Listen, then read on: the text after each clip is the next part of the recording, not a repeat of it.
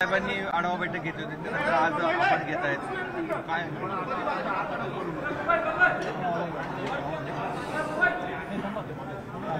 आज उत्तर महाराष्ट्रामध्ये विशेष करून बैठकीसाठी या ठिकाणी आलो होतो, परंतु मला सांगायला आनंद होतो की सिन्नर जिल्ह्यामधील सामाजिक क्षेत्रांमध्ये काम करणारे उभाटा गटाचे युवा नेते आदरणीय भरतजी कोकाटे यांची मध्यंतरी एक दोन वेळेला भेट झाली होती आणि मग त्या भेटीमध्ये देशाचे पंतप्रधान नरेंद्र मोदीजी यांच्या नेतृत्वात महाराष्ट्राचे लोकप्रिय मुख्यमंत्री आदरणीय देवेंद्रजी यांच्या नेतृत्वामध्ये आपण आमच्याबरोबर काम करावं अशी त्यांना वारंवार नाशिक ग्रामीणमधले असणारे सर्व जिल्ह्याचे पदाधिकारी हे सुद्धा विनंती करत होते आणि त्यांनी या विनंतीला मान दिला आणि भारतीय जनता पार्टी पक्षामध्ये आज त्यांच्या सहकाऱ्यांबरोबर प्रवेश केला आहे। खरं तर या ग्रामीण भागामध्ये त्यांच्या प्रवेशामुळे तिथल्या असणारी भारतीय जनता पार्टी, तिथले असणारे कार्यकर्ते या सगळ्यांबरोबर त्यांचे पूर्वीपासूनच मैत्रीपूर्ण संबंध होते, त्यामुळे त्या भागाला एक वेगळं बळ मिळेल याची मला पूर्ण खात्री आहे। मी भरत कोकाटे आणि त्यांच्या सर्व सहकाऱ्यांचं भारतीय जनता पार्टी पक्षामध्ये खूप खूप स्वागत करतो। आज या उत्तर महाराष्ट्रातील सर्व संघटनात्मक जिल्ह्यांची पूर्वीही देवेंद्रजींनी बैठक घेतली होती आणि या बैठकीच्या अनुषंगाने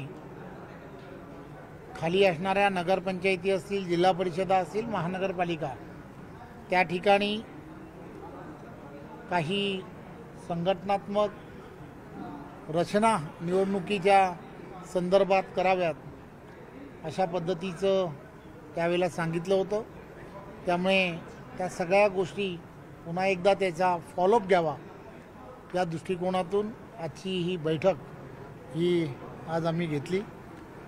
उत्तर महाराष्ट्रातील सर्व जिल्हे जे आहेत त्या जिल्ह्याचे प्रमुख पदाधिकारी त्यांनी त्या आढावा बैठकीला त्या सर्व गोष्टीचं निवेदन केलं आणि येणाऱ्या काळामध्ये त्या सर्वांना दिवाळीच्या सुद्धा प्रत्यक्षात येऊन शुभेच्छा द्याव्या या दृष्टिकोनातून आज इथे आलो। चव्हाण साहेब, खरं तर आपली बैठक झाली, यापूर्वी शिंदेंच्या शिवसेनेची बैठक झाली, अजित पवारांची राष्ट्रवादी देखील बैठक घेतली आणि सगळेच लोक जे आहे ते 100+ नारा देतात। मग ते नाशिक असेल, ठाणे असेल, मुंबई असेल, प्रत्येकच पक्ष 100+ नारा देतो।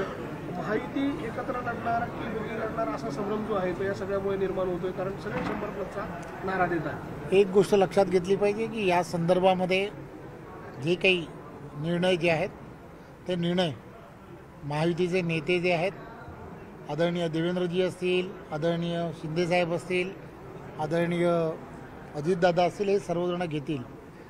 खाली असणारा कार्यकर्ता जो आहे, कार्यकर्ता आणि कार्यकर्त्याची या निवडणुका आहेत, त्यामुळे कार्यकर्त्यांच्या निवडणुका कार्यकर्त्यांनी लढल्या पाहिजेत। प्रत्येक कार्यकर्ता हा वर्षानुवर्ष निवडणुका आपल्याला लढता याव्यात यासाठी काम करत असतो, त्यामुळे त्या संदर्भातले आचारसंहिता लवकरच दिवाळीच्या नंतर कदाचित घोषित होतील, त्यावेळेला जशा जशा निवडणुका जवळ येतील तशा तशा पद्धतीचे जे काही निर्णय असतील वरिष्ठ पातळीवरतील असणारे हे तीनही नेते जे आहेत हे तिघही नेते जे घेतील। मात्र कार्यकर्त्यांचा सूर काय ह्या सगळ्याच्या निमित्तानं आपण कार्यकर्त्यांशी बोलताय? आज कार्यकर्त्यांशी बोलल्यानंतर भारतीय जनता पार्टीचा कार्यकर्ता अतिशय शिस्तप्रिय असा कार्यकर्ता आहे, त्यामुळे जो निर्णय पार्टी घेईल त्या पार्टीच्या निर्णयाबरोबर पार्टीचा कार्यकर्ता राहील ही भूमिका राहील। खास करून नाशिक महापालिकेमध्ये मागच्या वेळेस आपल्याला चांगल्या जागा तर भेटल्या होत्या, मात्र यंदा देखील आपण बघितलं तर अनेक इच्छुक उमेदवारांचे देखील म्हणणं आहे की आपण स्वबळावर लढलं तरच आपल्या महापालिकेत फायदा होईल। एक गोष्ट लक्षात घेतली पाहिजे, या संदर्भातले सर्व निर्णय जे आहेत हे निर्णय जे आहेत ते निर्णय त्या ठिकाणचे असणारे पार्टीची कोर टीम असते, ते जिल्हास्तरीयवरील कोर टीम, इच्छुक उमेदवार जे असतात त्या उमेदवारांबद्दल त्यांची छाननी करणं, या सगळ्या प्रक्रिया ज्या आहेत त्या प्रक्रियेतून नंतरच्या काळामध्ये उमेदवार आणि नंतर मग त्या संदर्भातल्या विषय होत असतात. काल शिष्टमंडळ कालच्या दिवशी निवडणूक आयोगाच्या अधिकाऱ्यांना भेटण्यासाठी गेलेलं होतं. गंभीर असे आरोप त्यांनी केलेले आहेत. मात्र उत्तर देताना सत्ताधाऱ्यांनी न देता ते आयोगाच्या अधिकाऱ्यांनी द्यावं अशा स्वरूपाचं देखील ते म्हणतात. कसं बघता तुम्ही याच्याकडे? यालाच जोडून आणखी एक प्रश्न, विरोधक एकीकडे बोगस मतदारांचा आरोप करताय, दुसरीकडे आपले मित्रपक्ष जे आहे शिवसेना तिथले संजय गायकवाड आमदार असं म्हणतात की बुलढाण्यात 4,000 ते 1,00,000पर्यंत बोगस मतदार, म्हणजे विरोधकांसोबत आता मित्रपक्ष देखील आता बोगस मतदार.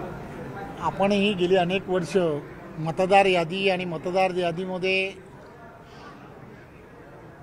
यादी अतिशय चांगल्या असाव्यात या संदर्भात प्रत्येक पक्ष या संदर्भात बोलत असतो आणि या सगळ्या प्रक्रिया ज्या आहेत त्या प्रक्रियेकडे एक प्रक्रिया असते. निवडणूक किंवा निवडणुकीमध्ये मतदार नोंदणी ही या दिवसापासून या दिवसापर्यंत होईल.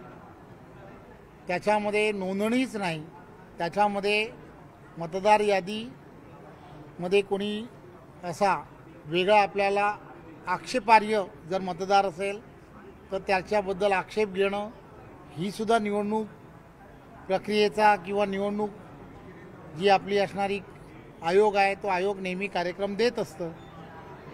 निवडणूक घोषित होण्यापर्यंत मतदार नोंदणी आणि मतदार नोंदणीमध्ये नावं टाकणं ह्या सगळ्या प्रक्रिया सुरू असतात. त्यानंतर त्याच्यावरती आक्षेप घेण्यासाठी सुद्धा वेळ दिलेला असतो. त्यामुळे या सगळ्या गोष्टी तुम्हाला माहीत आहेत, मला माहीत आहेत आणि प्रत्येक मतदाराला माहीत आहेत आणि ह्या सगळ्या जाहीरपणे या सगळ्या गोष्टी होत असतात.